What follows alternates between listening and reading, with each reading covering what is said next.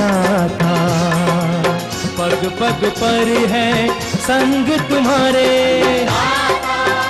अन्नदाता।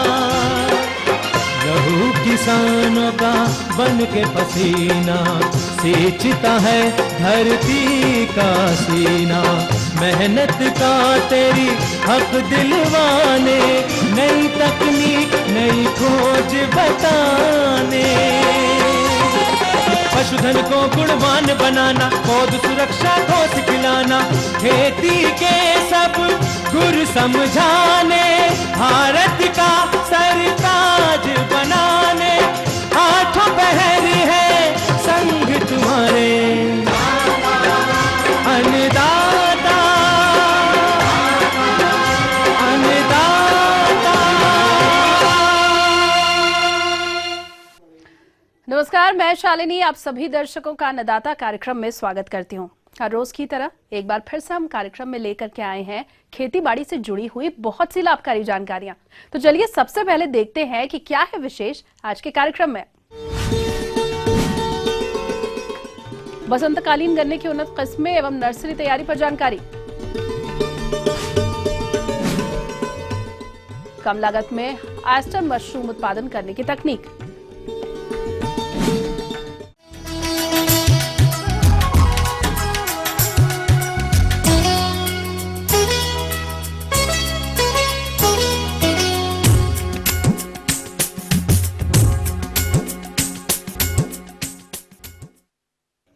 बसंतकालीन गन्ने की बुआई का उपयुक्त समय 15 फरवरी से लेकर के 15 मार्च तक रहता है, लेकिन इस समय खेतों में रबी फसलें खड़ी होने के कारण किसान गन्ने की समय पर बोनी नहीं कर पाते हैं। इसी बात को ध्यान में रखते हुए कृषि वैज्ञानिकों ने गन्ने की नर्सरी डालने की अनुशंसा की है, जिससे गन्ने की पौध तैयार कर रबी फसलों की कटाई के बाद इसे सीधे खेत में रोपा जा सकता है। तो किसान भाइयों, गन्ने की अच्छी पौध प्राप्त करने के लिए किस प्रकार से करें गन्ने की स्वस्थ नर्सरी तैयार, आइए जानते हैं राजेंद्र कृषि विश्वविद्यालय पूसा समस्तीपुर के कृषि वैज्ञानिक डॉक्टर डी कामत से। श्री विधि से गन्ने की खेती। किसान भाइयों, श्री विधि, जिसका पूरा नाम है सिस्टम ऑफ रिन्यूड इंटेंसिफिकेशन, श्री विधि ईख उत्पादन की एक उन्नत तकनीक है। इस विधि के तहत हम ईख का बिचड़ा ग्रीन हाउस में उगाते हैं और बिचड़ा तैयार होने पर सीधे खेत में रोपाई कर देते हैं।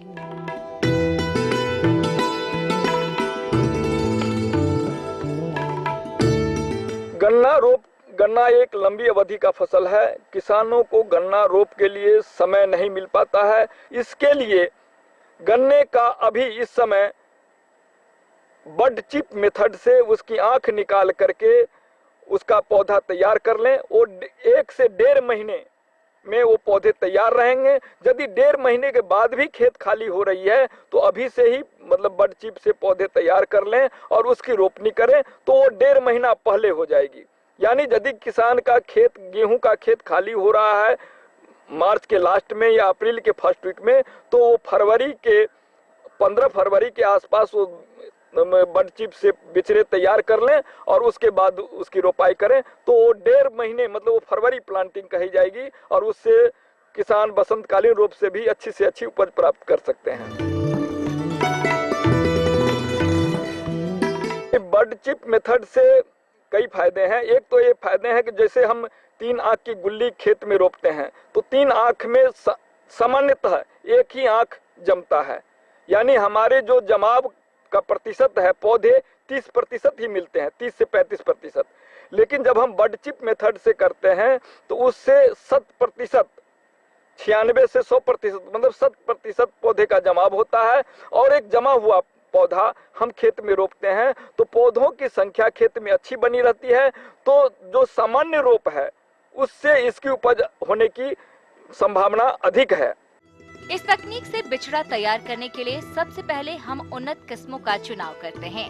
इसके बाद बड काटने वाली मशीन से ईख के एक आंख अथवा बड को काट लेते हैं। तत्पश्चात काटी गई ईख की आंख को हम फफूंदनाशक दवा से उपचारित करते हैं।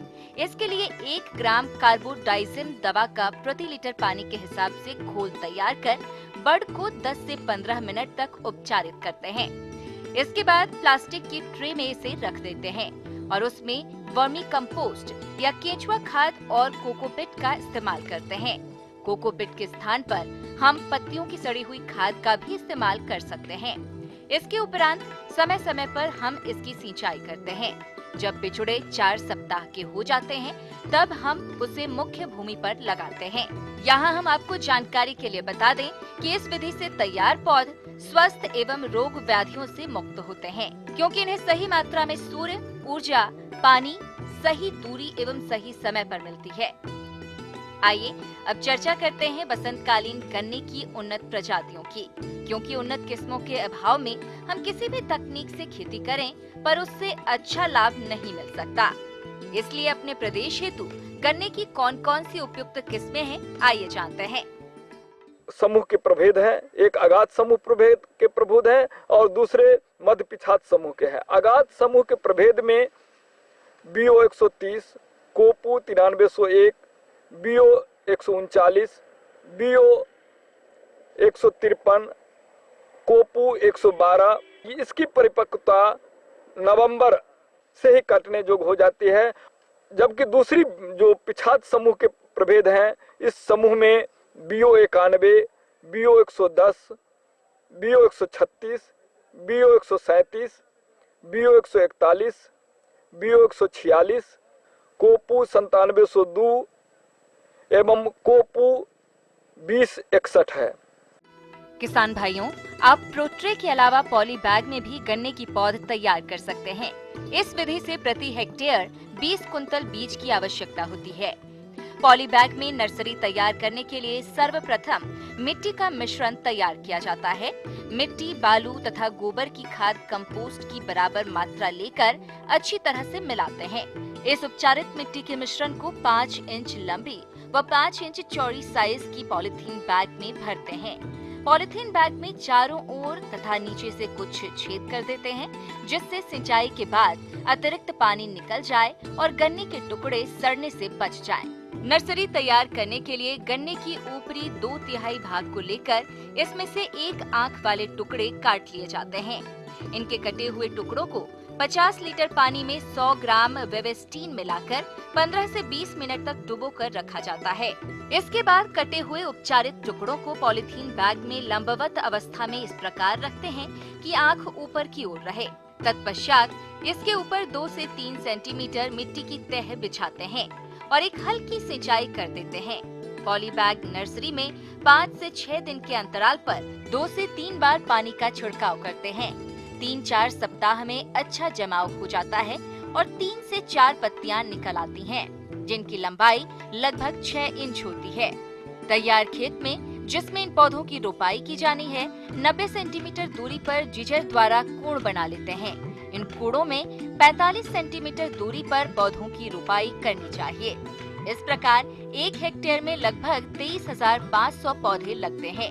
रोपाई के तुरंत बाद सिंचाई करनी चाहिए। रोपाई पश्चात 8 से 10 दिन बाद खेत का निरीक्षण करें। यदि किसी स्थान पर पौधे सूख गए अथवा मर गए हों, तो उस स्थान पर फिर से नए पौधों की रोपाई कर देनी चाहिए। इस प्रकार से गन्ने की नर्सरी तैयार कर गन्ने की खेती में होने वाली देरी से आप बच सकते हैं और इससे अच्छा उत्पादन भी प्राप्त कर सकते हैं। तो ये थी कुछ उपयोगी जानकारियां। अब लेंगे एक छोटा सा ब्रेक, जल्द हाजिर होंगे। आगे और भी बहुत सी देंगे महत्वपूर्ण जानकारियां। बने रहिए हमारे साथ। कम लागत में ऑयस्टर मशरूम उत्पादन करने की तकनीक।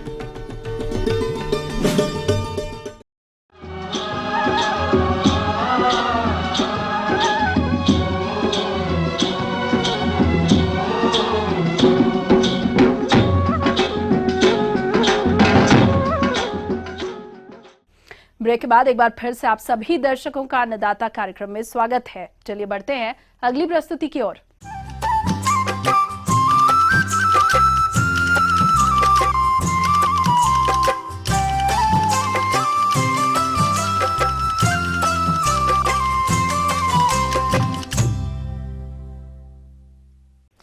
मशरूम की खेती कम लागत में अधिक फायदे की खेती है और अगर हम ऑयस्टर मशरूम की बात करें तो इसे उगाने का अब सही समय आ रहा है। तो ऑयस्टर मशरूम अच्छा उत्पादन लेने के लिए किन किन वैज्ञानिक बातों पर ध्यान देना होगा, इस विषय पर जानकारी दे रहे हैं विषय विशेषज्ञ डॉक्टर वेद रतन।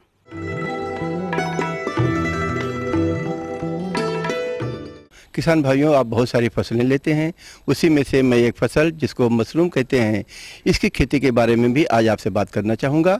और मशरूम की विभिन्न प्रजातियां वैसे तो हैं जिनकी खेती की जाती है, लेकिन इसमें एक प्रजाति ढिंगरी, जिसे वैज्ञानिक भाषा में प्लोरोटस प्रजाति कहते हैं, इसकी खेती बड़े ही सफलतापूर्वक इस मौसम में और अच्छा लाभ कमाया जा सकता है इसकी खेती करके। तो आइए आज हम आपको इसका महत्व, इसकी खेती करने के तरीके के बारे में आज आपसे बात करना चाहूँगा। तो सबसे पहले जहाँ तक ढिंगरी मशरूम की खेती के या इस फसल का महत्व की बात है, देखिए मशरूम बहुत तरह के होते हैं, लेकिन ढिंगरी मशरूम की अगर आप खेती करते हैं तो इसमें सबसे बड़ी खासियत है कि एक तो समय बहुत कम लगता है, इसकी जो उत्पादन तकनीक है वो बहुत ही आसान है और पूरे फसल के जो समय है वो 45 से 60 दिन में पूरी फसल इसकी खत्म हो जाती है। उत्पादन क्षमता इसकी जो जिसको बायोलॉजिकल एफिशिएंसी कहते हैं, ये 60 से 70% है कि नहीं। अगर 1 कुंटल भूसा आप प्रयोग करते हैं तो 60 से 70 किलो मशरूम बड़े ही आसानी से प्राप्त कर सकते हैं।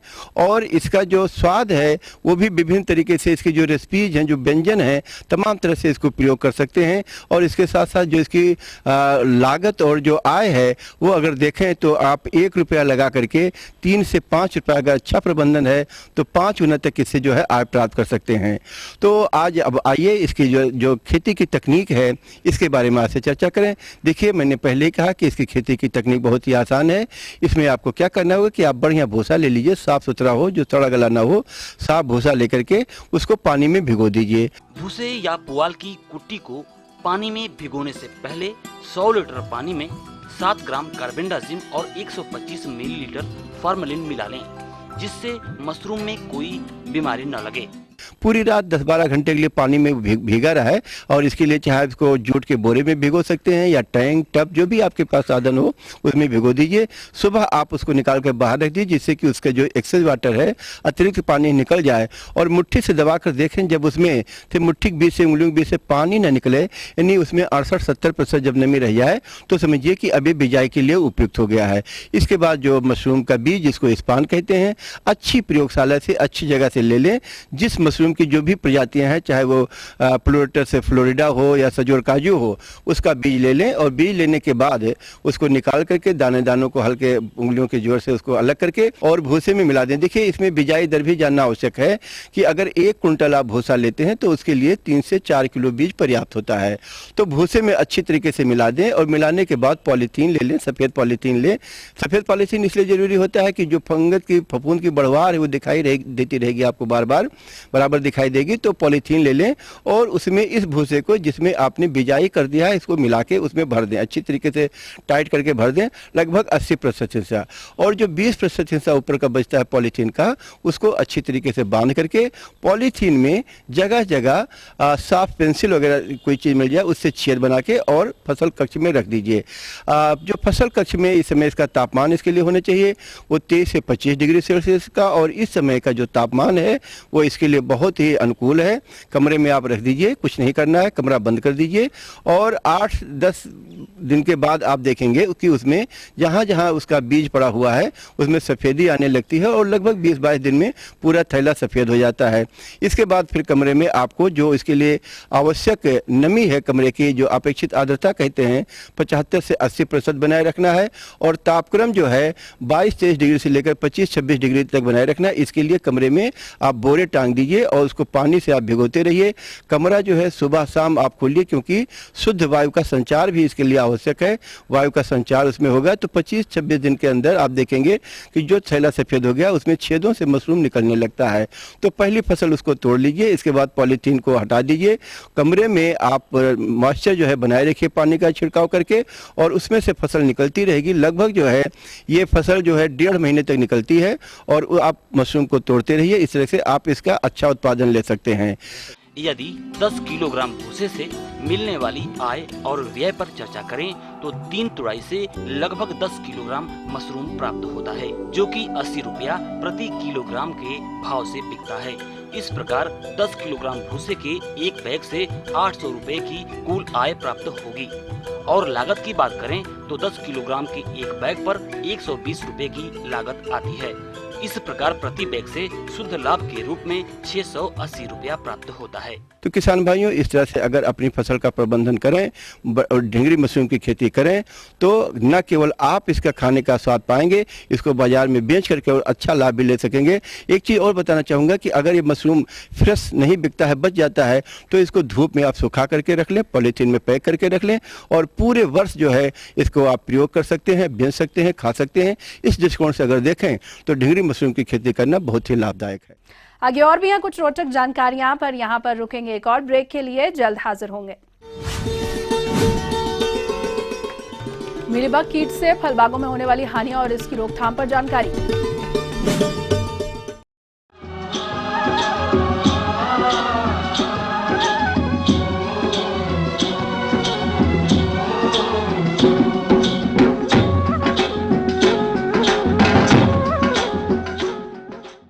ब्रेक के बाद आप सभी दर्शकों का एक बार फिर से स्वागत है और चलिए अब रुख करते हैं अगली कड़ी की ओर।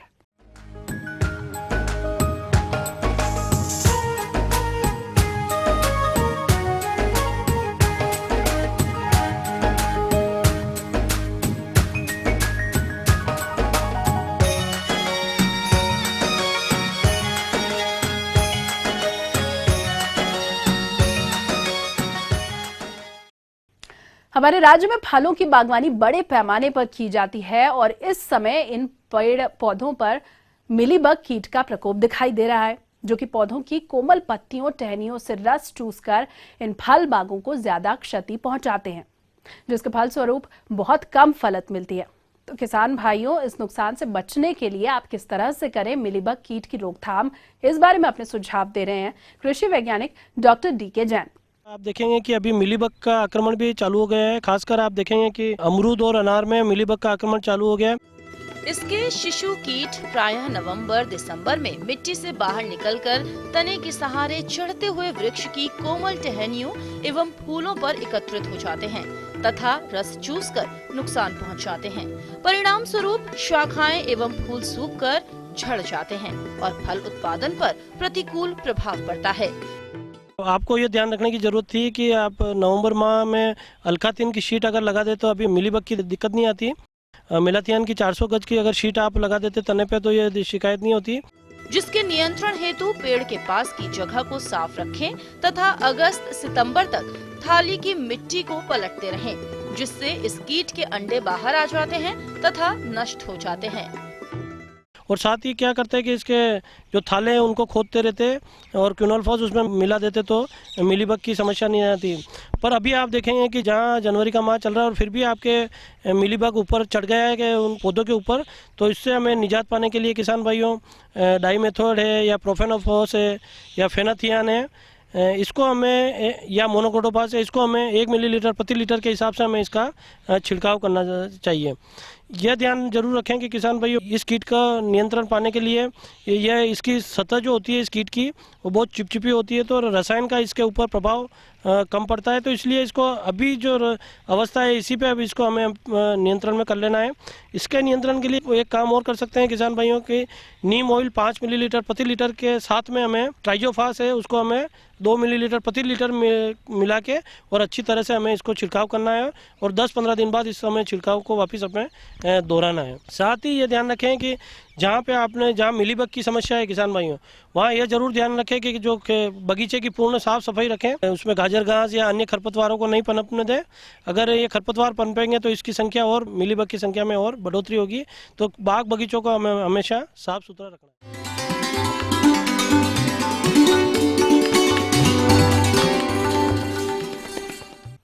अन्नदाता हेल्पलाइन निशुल्क फोन संपर्क सेवा के माध्यम से आपके द्वारा पूछे गए कृषि संबंधित प्रश्नों को हम अपने कार्यक्रम में शामिल करते हैं और इसी के तहत आज का चयनित प्रश्न और उसका जवाब इस प्रकार है।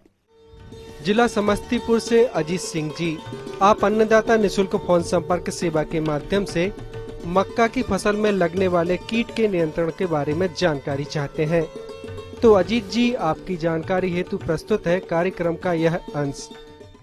किसान भाइयों, जैसा कि आपको पता ही है कि अब रबी मक्का की फसल खेत में खड़ी हुई है। इस टाइम पर किसान भाइयों को विशेष रूप से ध्यान रखना है। जैसे जैसे तापक्रम बढ़ेगा फसल एकदम तेजी से बढ़ेगी। फसल बढ़ने में कीट पतंगों का अटैक होना स्वाभाविक है। तो उसमें कोई भी कीट जो विशेष रूप से इसका तना छेदक कीट है वो अटैक करेगा, वो आक्रमण करेगा। तना छेदक कीट की पहचान। इस कीट के लार्वा भूरे सफेद रंग के होते हैं, सर काले रंग का और पीठ पर 4 लंबी भूरी धारियां होती हैं। ये कीट पौधों के तने में प्रवेश कर हानि पहुंचाते हैं, जिससे पौधे के बीच का भाग मुरझाकर सूखने लगता है। उस कीट तना छेदक कीट को कंट्रोल करने के लिए किसान भाई 3G कार्बोफ्यूरॉन 7 किलोग्राम प्रति हेक्टेयर के हिसाब से पत्तियों के गोभ में उसको डालें। इसके अलावा आरोही पिल्लू भी इस फसल में आ सकता है। आरोही पिल्लू को भी किसान भाई कंट्रोल करने के लिए फोरेट का 10 किलोग्राम प्रति हेक्टेयर के हिसाब से किसान भाई प्रयोग करें।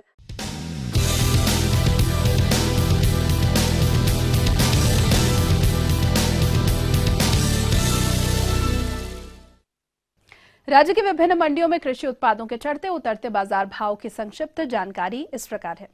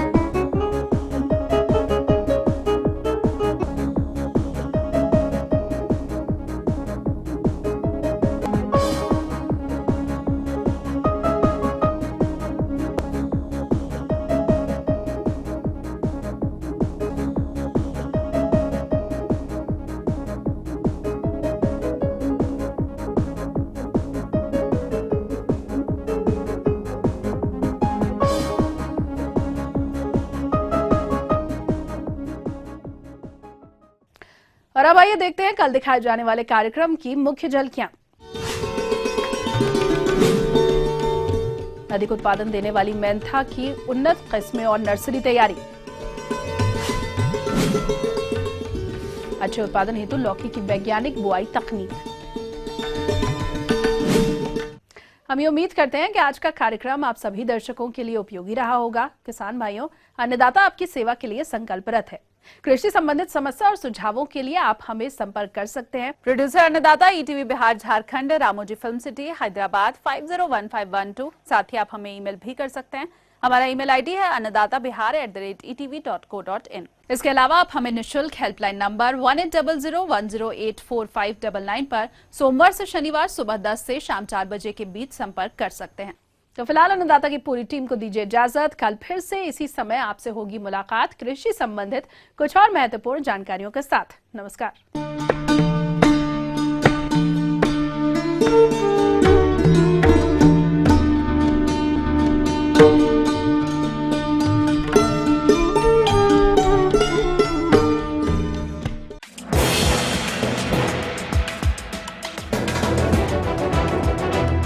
आप देख रहे हैं ETV न्यूज बिहार झारखंड, खबर ही जीवन है।